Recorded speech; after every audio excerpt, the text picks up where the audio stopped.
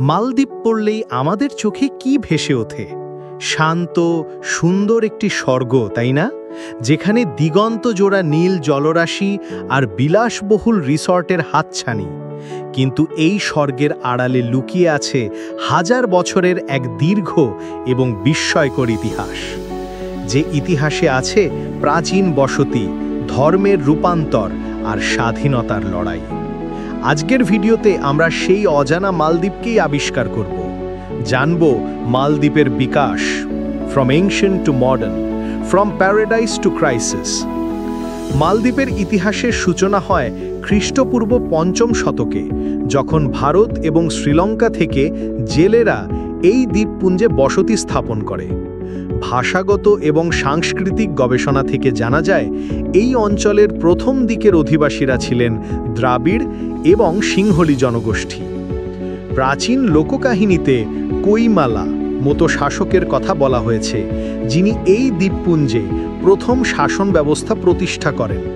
অর্থাৎ খ্রিস্টপূর্ব ৩য় শতকে বৌদ্ধ ধর্মের প্রচার ঘটে এবং এটিই মালদ্বীপের প্রধান ধর্মে পরিণত হয়। শত শত বছর ধরে মালদ্বীপ একটি সমৃদ্ধ বৌদ্ধ রাজ্য ছিল। এই সময় নির্মিত স্তূপ ও মঠের ধ্বংসাবশেষ আজও দেশটির নানা প্রান্তে দেখতে পাওয়া যায়। দ্বাদশ শতাব্দীতে আরব বণিকদের হাত ধরে মালদ্বীপের ইতিহাসে এক নতুন অধ্যায়ের সূচনা হয়। ভারত মহাসাগরের বাণিজ্যিক পথে মালদ্বীপের কৌশলীগত অবস্থান আরবদের জন্য অত্যন্ত গুরুত্বপূর্ণ ছিল। প্রচলিত কাহিনী অনুযায়ী ১১৫৩ সালে, মতান্তরে ১১৯৩ সালে, মরক্কোর একজন সুন্নি মুসলিম পর্যটক আবুল বারাকাত ইউসুফ আল বারবারি মালদ্বীপে আসেন। তিনি তৎকালীন বৌদ্ধ রাজা ধোবেমিকে ইসলাম গ্রহণে উদ্বুদ্ধ করেন। রাজার ধর্মান্তরের মধ্য দিয়ে মালদ্বীপের ৮০০ বছরের বৌদ্ধ যুগের অবসান ঘটে এবং মুসলিম সালতানাতের সূচনা হয়। রাজা সুলতান মোহাম্মদ আল আদিল উপাধি ধারণ করেন এবং এরপর থেকে প্রায় ৮০০ বছর ধরে ৯২ জন সুলতান ও সুলতানা এই দ্বীপপুঞ্জ শাসন করেন। এই ধর্মান্তর মালদ্বীপের সংস্কৃতি, আইন এবং সমাজ ব্যবস্থায় গভীর প্রভাব ফেলে। ষোড়শ শতাব্দীতে ইউরোপীয় ঔপনিবেশিক শক্তি ভারত মহাসাগরে আধিপত্য বিস্তার শুরু করলে মালদ্বীপও তার শিকার হয়। ১৫৫৮ সালে পর্তুগিজরা গোয়া থেকে এসে মালদ্বীপ দখল করে এবং ১৫ বছর ধরে শাসন চালায়। এই সময় তারা লোকালদের উপর খ্রিস্ট ধর্ম চাপিয়ে দেওয়ার চেষ্টা করে, কিন্তু মুহাম্মদ থুকুরুফানু আল আজামের নেতৃত্বে এক গণবিদ্রোহের মাধ্যমে পর্তুগিজদের বিতাড়িত করা হয়। এই ঘটনা মালদ্বীপের ইতিহাসে অত্যন্ত গৌরবময় একটি অধ্যায় এবং দিনটি এখন জাতীয় দিবস হিসেবে পালিত হয়।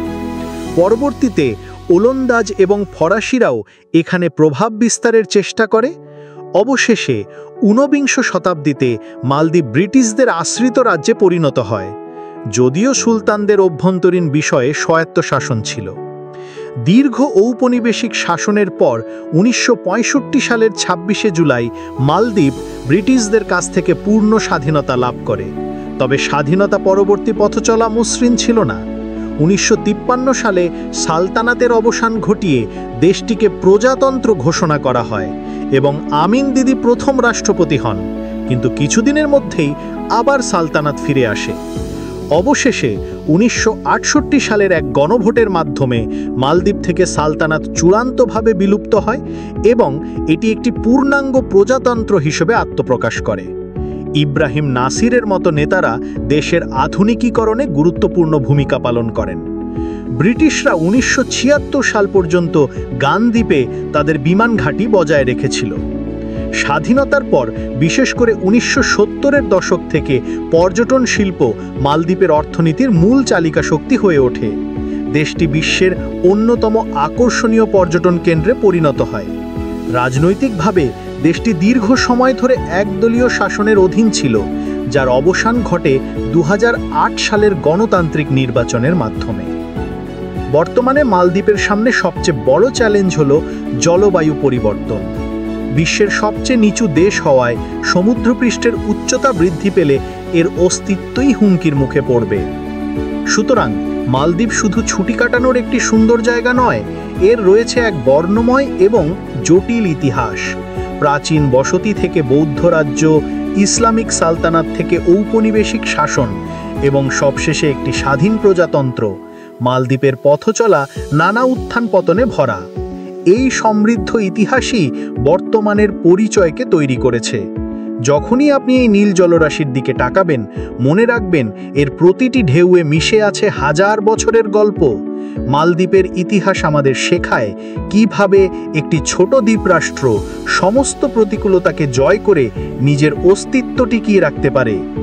ভিডিওটি ভালো লাগলে লাইক করুন, শেয়ার করুন এবং আমাদের চ্যানেল সাবস্ক্রাইব করুন। আপনার মতামত কমেন্টে জানান।